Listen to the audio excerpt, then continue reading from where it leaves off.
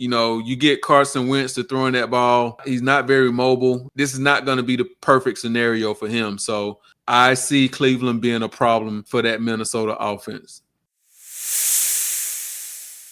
Welcome to Pigskin Passion TV. And it's your boy, the Black Mamba. It's season number 3, episode number 108. And guys, we back for another week of fantasy football. And guys, your boy, I went back into the loser circle this week. Every week, it seems like I've been behind the woodshed, and I've been the one taking the whooping, with the exception of 1 week. And what's crazy about that is every game I've been in has had the highest score, and this week was no exception. But I'm tired of being behind that woodshed, being on the other side of that whooping, man. This is not fun. So I saw where Jaylen Warren wasn't playing. He was inactive. I was a little bummed at the beginning because he was the first player to go because the Steelers played at 9. But as the day went on, I was like, it really wouldn't have mattered if he played or not because I was going to take a hot L regardless. I mean, he could have went out there and put 25 points up and I'm still going to lose by over 30 points. That made me feel, I wouldn't say it made me feel good, but it made me feel a little better knowing that, that didn't cost me a win. With all that said, my team is still one of the best teams, even at 1-3, one of the best teams in the league. If the playoffs were to start today, I wouldn't be in the playoffs, but I'm just 5 points away. So it's a lot of football left to be played. I like where my team is, and I think we're going to be okay. We have players that are going to be inserted into the lineup this week, a la Woody Marks. As you see here, he put up 24 points. And my boy, Rashid Rice, is going to come back here in a couple of weeks. So I think once everything comes together, the team is going to be nice. But enough about that, guys. Let's jump into this week's waiver wire. At the quarterback position, especially if you have Lamar and he got hurt this week, you're probably going to be out there searching. I have a couple of quarterbacks for you. Number 1 is Sam Darnold. I think Darnold could serve as a good spot starter for the next 2 weeks. This week, they're going to play the Tampa Bay Bucks, who've allowed the 6th most fantasy points to quarterbacks. And after that, they play the Jacksonville Jaguars. They've given up the 10th most points to fantasy quarterbacks. So if you're in need of a quarterback, I think these next 2 weeks, Sam Darnold might be your man. If you're looking for someone to maybe have on the bench and bring off and do some spot starting to just see where things go, I think Jackson Dart may be a guy who you may want to target.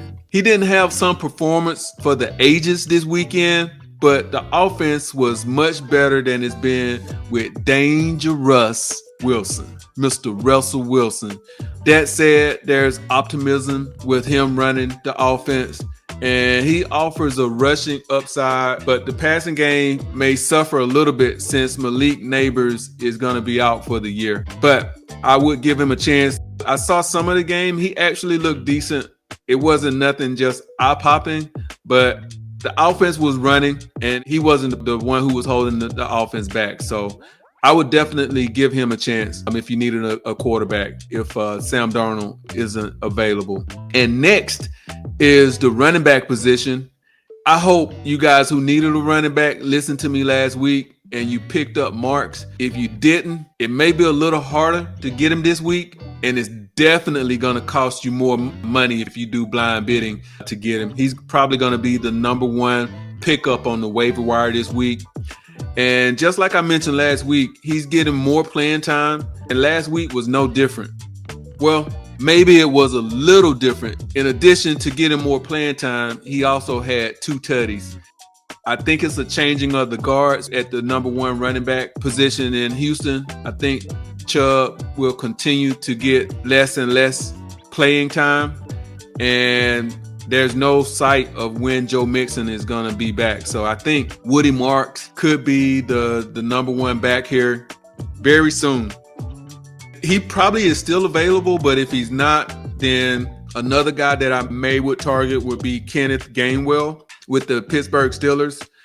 He's on bye this week, but he probably will still be a hot pickup simply because he had a very good game. He was a surprise start last week with Jaylen Warren being inactive.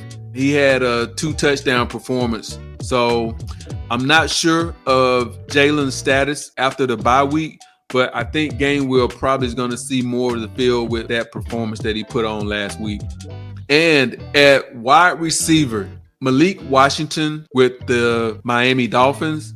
Tyreek Hill, he's out for the season, so Washington may be able to step in and get more targets.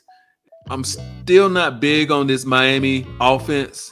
I wouldn't break the bank to try to get him. As a matter of fact, I would go after this guy a little harder, and that's Tony Horton with the Seattle Seahawks. He's been mostly a deep ball threat, but he's also starting to get more time. And Darnold, he's been spreading the ball around. And with the exception of Smith and Jigba, he doesn't really have a main target. So I think Horton, if he can kind of get more reps, he may be able to solidify himself as a number 2.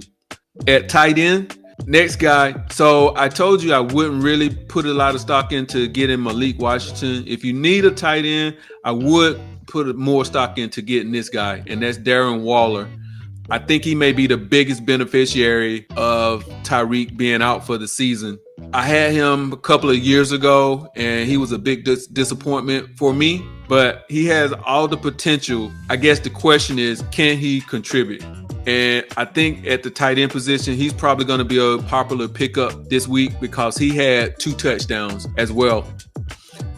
And as always, guys, you know I stream my defenses.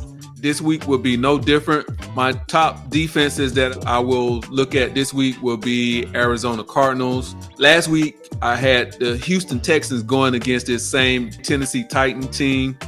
And the Titans are just... to watch that game was like watching paint dry on the wall. Nobody got into the red zone until like the 4th quarter. And then finally, Houston turned it on a little bit. So Arizona, they're going into this week as a top 10 fantasy defense, and they've recorded about 8 sacks and forced 4 turnovers, and they've scored a touchdown, and they got a safety. So I think this is a good recipe to rack up some points with the Titans looking dreadful in Houston. They couldn't even get 200 yards last week. The offense couldn't even put a field goal on the board. And right now, Tennessee, they're last in total offense per game. And they're only averaging a little bit over 200 yards per game, like 210 yards per game, and less than 15 points. Even Arizona's floor is going to be pretty decent against this Tennessee Titan defense. So Arizona's my number 1 pick. If I can't get Arizona, then I'll put in a bid for the Cleveland Browns. And the Browns, they have the top run defense this year.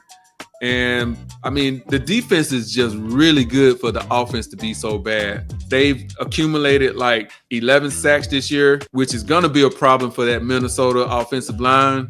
Have allowed 18 sacks. 6 of those were last week. So I totally expect the Browns to be able to shut down the run. You know, you get Carson Wentz to throwing that ball. He's not very mobile. This is not going to be the perfect scenario for him. So I see Cleveland being a problem for that Minnesota offense.